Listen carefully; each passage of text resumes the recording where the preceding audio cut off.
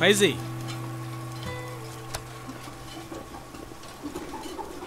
నీకు ఇప్పుడు అన్ని డిపార్ట్మెంట్స్లో మంచి ఎక్స్పీరియన్స్ వచ్చింది, కానీ ఒక ఇంపార్టెంట్ డిపార్ట్మెంట్లో నిన్నస్సలు నేను ట్రైన్ చేయలేదు, customers.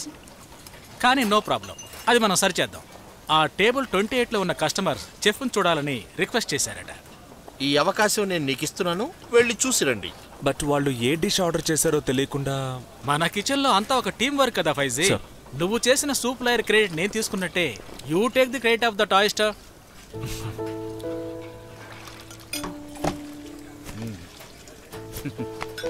Carry on. Thank you, chef.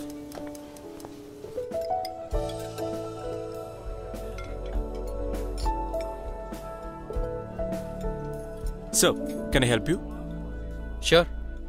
ఈ ప్లేట్లో ఉన్నదేంటో కాస్త ఎక్స్ప్లెయిన్ చేస్తే బాగుంటుంది. Sir, the oysters with local spices. మా ఫ్యూజన్ ఫుడ్ మెనూలో ఇది స్టార్ అట్రాక్షన్. మన దేశ ఫ్లేవర్స్ అయిన మిరియాలు, నిమ్మకాయ, ఉల్లిపాయ చట్నీతో యూరోపియన్ డిష్ ఆయిస్టర్స్ని కూడా సర్వ్ చేస్తున్నాం. European style? Yes sir. అసలు నీకు యూరోప్ స్పెల్లింగ్ ఏంటో తెలుసా? మెహరూఫ్ ప్లీజ్, అనవసరంగా సీన్ క్రియేట్ చేయొద్దు. హలో, మెనూలో ఉన్న ఎక్స్పెన్సివ్ డిష్ ఆర్డర్ చేసి నేను అడుగుతున్నాను. ఈ పదార్థం ఇలా పచ్చి పచ్చిగా తీసుకొచ్చి పెట్టడానికి ఒక షెఫ్ అవసరమే ఉంది. సార్, ఫ్యూజన్ ఫుడ్ మెనూ సాధారణంగా ఫ్యూజన్ ఏం లేదు, అంతా కన్ఫ్యూజనే. సార్ ప్లీజ్ అండర్స్టాండ్, ఈ డిష్ ఇలాగే తినాలి సార్. ఓహో, అయితే ఇది నీ తప్పు కాదనమాట. నాకు ఎలా తినాలో నువ్వు సెలవిస్తున్నావా? మీ ఎండీని పిలువు, నేను అతనితో మాట్లాడాలి.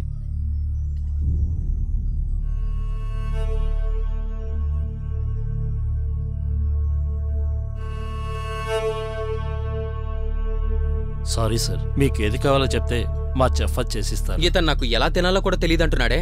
Not at all sir, please చెప్పండి. నేను ఆర్డర్ చేసింది ఆయిస్టర్స్ విత్ హైదరాబాదీ స్పైస్. ముందు నేను అడిగినట్టుగా నువ్వు వెళ్ళి తయారు చేసి తీసుకురా.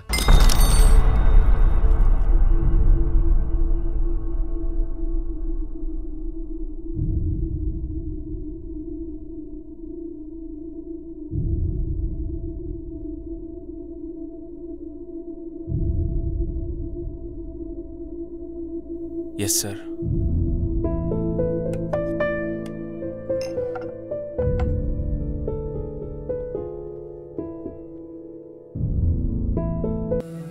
నువ్వు ఇవాళ పనికెళ్ళలేదా? ఇవాళ లీవ్ తీసుకున్నాను. ఎక్కడికి వెళ్తున్నావు తాత? నేను ఎక్కడైనా డ్రాప్ చేయాలా?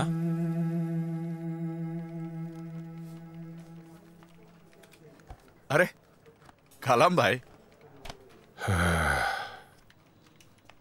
ఫైజల్ నా మనవడు. హలో. హాయ్.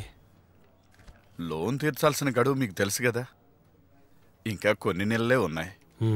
ఆ గడువులోపు వడ్డీతో సహా ఫుల్ పేమెంట్ కట్టడం కష్టమని నాకు తెలుసు. అంతా కలిసి ఎంత అయింది? 7,86,043 రూపాయలు. అప్పు గడువు ఇంకొంచెం పెంచగలరా? ఇంకా పొడిగించడం సాధ్యం కాదు కలాంబాయ్, కానీ మీకేం అభ్యంతరం లేకపోతే ఒక ప్రపోజల్ ఉంది. దానివల్ల మీకు మంచి రిలీఫ్ ఉంటుంది. ఈ మార్చిలోపే మీ ప్రాపర్టీని మా దగ్గర తాకట్టు పెట్టి మాకు స్వాధీనం చేశారంటే లోన్ డబ్బు పోగా మీకు 50,000 వస్తుంది.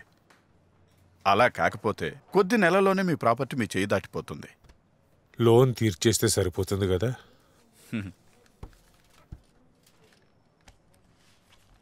తాతయ్య, ఏంటా ప్రాపర్టీ? నాకుంది మొత్తం మీద ఒక ప్రాపర్టీయే కదా. హోటలా?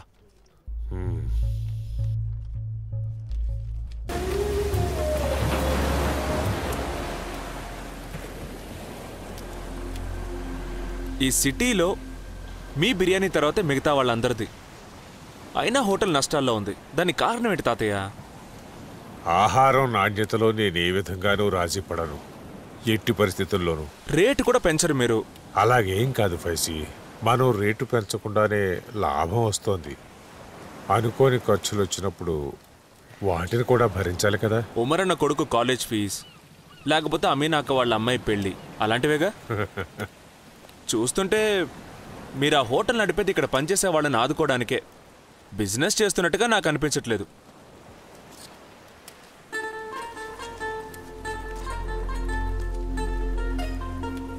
మీరెప్పుడు అంటుంటారు కదా తాతయ్య, ఇంతకు ముందులాగా అన్నీ వదిలేసి చాలా దూరం ప్రయాణించాలి, అన్ని దర్గాలకు వెళ్ళి నమాజ్ చేయాలి అని.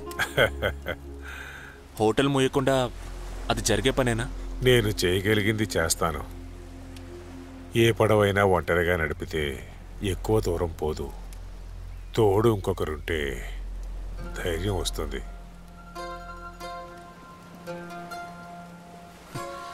మీకున్న కమిట్మెంట్ వేరే ఎవరికి ఆ హోటల్ మీద ఉండదు తాతయ్య. అందుకని మీరు మొదలుపెట్టింది మీరే మూసేస్తే మంచిది. కిస్మత్ అనేది ఒకటి ఉంది ఫైసీ, దాన్ని ఎవరూ తప్పించలేరు. ఓపిగ్గా ఎదురు చూద్దాం ఏమవుతుందోనని. మన విధిని మనమే కదా నిర్ణయించుకునేది. నా లైఫ్లో ఏం చేయాలో నేనే నిర్ణయించుకోవాలి కదా, అది మిగతా వాళ్ళ వల్ల ఎలా అవుతుంది? అలా అయితే ఇప్పుడు నువ్వు నా పక్కన కూర్చుని ఉంటావా? నీ ఇష్ట ప్రకారమే అన్నీ జరిగితే ఇప్పుడు నువ్వు లండన్లో కూర్చుని ఉండేవాడివి కదా. అలా కాకుండా ఇలా ఈ ముసలోడి మాటలు వినేవాడివా? కిస్మతే బాబు. ఒక్కొక్కసారి అనిపిస్తుంది లండన్ గురించి కలలు కండంలో అర్థమే లేదని. ఇదిగో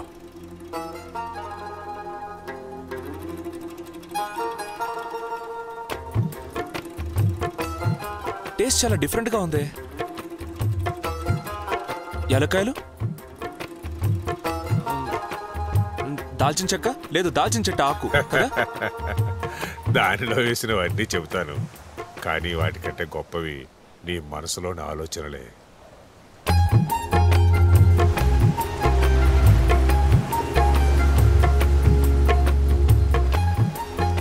ఒక్కొక్క బ్లాక్ టీలో అంటే సులేమానిలో కొంచెం మొహబ్బత్ ఉండాలి.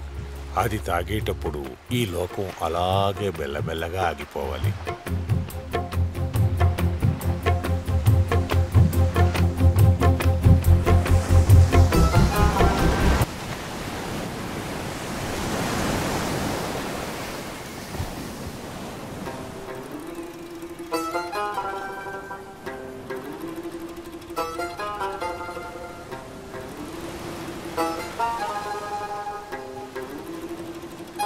తాతయ్య,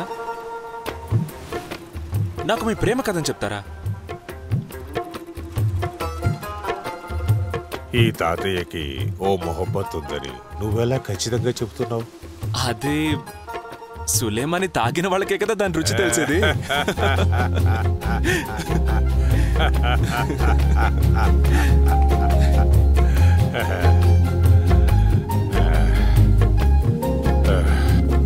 నాకప్పుడు 18 ఏళ్ల వయసు.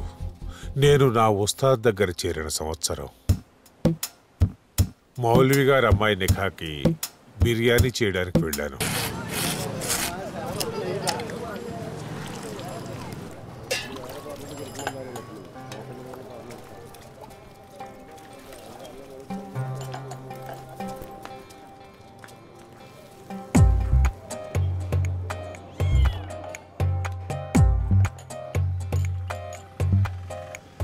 ఫైజీ, మేమిద్దరం ఫ్రెండ్స్ అయ్యాం. తెలిసిందిలే.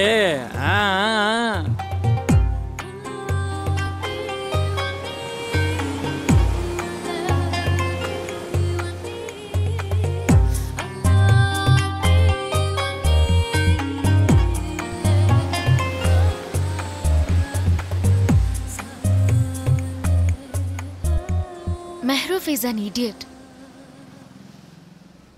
ఆ మనిషి ఒట్టి పొగరుబోతు, సో ఇన్సెన్సిటివ్. ఎదుటి వాళ్ళ మనసు గాయపడుతుందేమో నన్న ఆలోచనే ఉండదు. అందుకే కరెక్ట్గా నీ పేరుగా వచ్చాడు. పర్ఫెక్ట్ పేర్.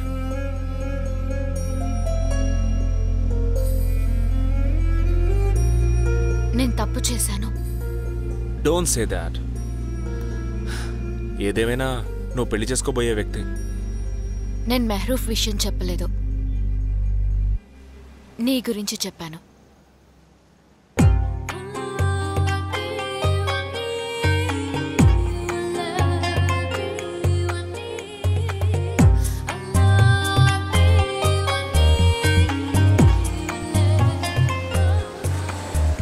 సులేమానికి టైం అయింది. పర్వాలేదే, తను చరిత్ర అనుసరిస్తున్నాడు. ఎలాగా? ఇంకొకరు పెళ్లి చేసుకోబోయే పిల్లని పట్టేశాడు కదా. అరే.